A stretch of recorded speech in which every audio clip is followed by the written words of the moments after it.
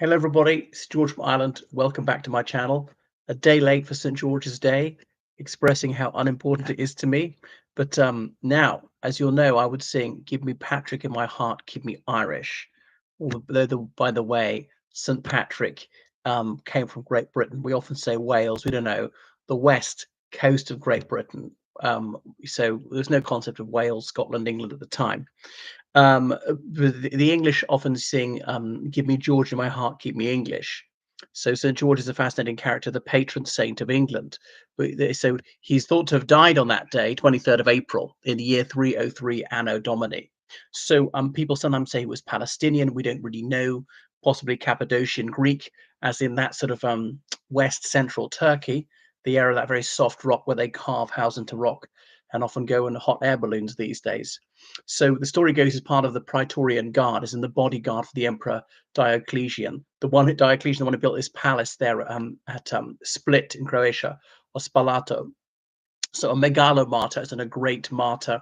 So Christians, as well as some Mohammedans, venerate him. The Druze, who are schismatics who broke off Shia Islam in the 10th century AD.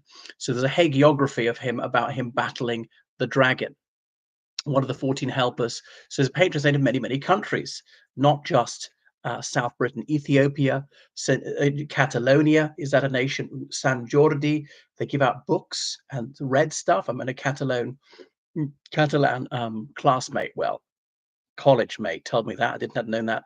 Aragon, also in Spain. The city of Moscow, you often see the St. George flag over there with him slaying the monster. Beirut, as Lebanon, whatever. So the patron saint of soldiers, Bosnia, Malta, Ukraine, Georgia, of course, in their country is Sarkadvelo. They go just Georgians because the Greeks call them farmers, as the Greeks are more sailors. But Bulgaria, Bosnia Herzegovina, and there was a Russian cavalry award. There's a St. George's medal and all the rest of it. So we're not quite sure where he is. There is some contradiction in the various sources. So Gibbon's keen on that idea that he's a Cappadocian Greek, because remember Anatolia, that was Greek territory all until the 11th century AD, and the Turks didn't completely conquer it until 1453. So he was able to intercede for people when they prayed at his tomb after his death. So intercessory miracles, and so him defeating the dragon. I think it's blended in with earlier pagan stories about whatever that beast which demanded a person to eat from the city, and every family had to give a child to be eaten until last it was the turn of the royal family. The king gave his daughter, and St. George slays the dragon and all the rest of it. Okay, so there are many versions and retellings of it. Suppose he came from an upper class family in the late Roman Empire near Lida and stuff like that. But the St. George and the Dragon doesn't come till much later, till about the 11th century AD. So Mohammedans know him as Girgis, like a lot of Egyptian Georges, they're actually Girgis. Remember, about 10% of Egyptians are Christians and so on. So he's venerated, so meant to be very close to God. I don't know when he was canonized, as in made a saint. And then he appeared by miracle to the Franks, as in the Proto-French, the Battle of Antioch in 1098, as part of, I think it was the First Crusade, and so on. So this cult of George got going, and when the English got involved, then they turned him into a patron saint, even though he had not even the most tenuous lien with England, and so on. So there's that cross of St. George, which is the flag of England. Okay, and a lot of people don't grasp the distinction between the United Kingdom and England, because England's the biggest portion of the United Kingdom. There's the English language, and the capital of the UK is situated in South Britain, and so forth. So that is St. George. But yeah, so he's a Levantine saint. So mostly they celebrate his feast day on the 23rd of April.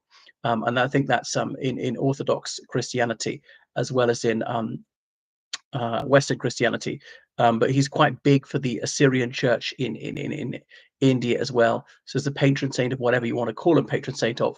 And there's a monument to him in Tbilisi, which I saw last year, as in the capital of the Republic of Georgia. I got a bit of Republic in case Americans think I'm talking about the state of Georgia, and so forth. And then it became a very popular name. Of course, Georgios, it is. George in Greek, tiller of soil, as in geo, the earth, geography, writing or drawing about the earth. So turning up the soil with a plow to plant the seeds, as in you're an arable farmer, not a shepherd. or a cowherd and such like. So that's why when the Order of the Garter was created by King Edward III of England in 1348, why he made George the patron saint of it, and so on. And the Genovese, people from Genoa, they have him as their patron saint. They got a version of St. George's flat cross for their flag, and so on. So what a fascinating figure, so popular in death.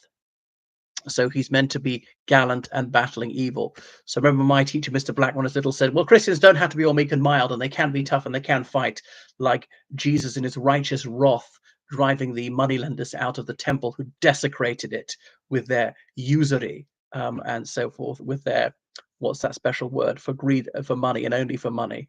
It'll come to me. Oh God, how have I forgotten it? I'm annoyed at myself. Okay. Well, anyway, thank you for watching my video. I remember, because I can remember exactly what I was doing in certain days of my life, if it's a sort of a red letter day, as in my last year at school, just beginning of summer term, Dominic St. George strutting around like a peacock. He's about 6'4" in a St. George's Cross waistcoat, because he's a member of the Eton Society of Pop. I was saying, and it's your day, isn't it? And he said, give me a broad smile. Yes, it is. Walking down Common Lane, as I was going in the direction of Allington Schools, he was going the opposite direction. And I saw him in Trinity College Dublin a couple of years later. I hadn't realised he's studying there, but no idea what became of him. And any other St. George's Days don't really remember, apart from, say, Oxford 2004, when that Catalan lady, Marais, or whatever her name was, she was celebrating it quite a lot. So that is St. George's Day, not a public holiday in South Britain, but some people think that it ought to be. And so football fans are quite keen in it, despite having precious little idea, most of them, I suspect, of the origins of this saint. And goodness, and obviously in some countries you celebrate your name day. We're named after whichever saint. So he's a wonder worker. I know in Romania, or if you're named after a flower like Violeta, there's a special day for all the flower names like Rose or whatever. Okay, so they don't say, I don't know if Rose is a name. There's Trandafir is Rose in their language, but I don't think it's a person's name. Thank you for watching my channel. Make sure you subscribe on Patreon, donate to PayPal, georgecallahan79@gmail.com. There's also, methinks it's Reform UK. They're saying that ancient Britain ought to have St. David's Day as a public holiday. That's the 1st of March, whereas methinks that North Britain has got 30th of November is St. Andrew's Day as a public holiday. Republic of Ireland and indeed Northern Ireland, definitely the Republic and the wee North. Patrick's Day is a public holiday, and indeed is marked wherever green is worn, so throughout the world. The Irish diaspora, people in Ireland are less keen to recognise that we in Ireland, we're the Welsh, Scots and English diaspora. Okay, toodaloo everyone.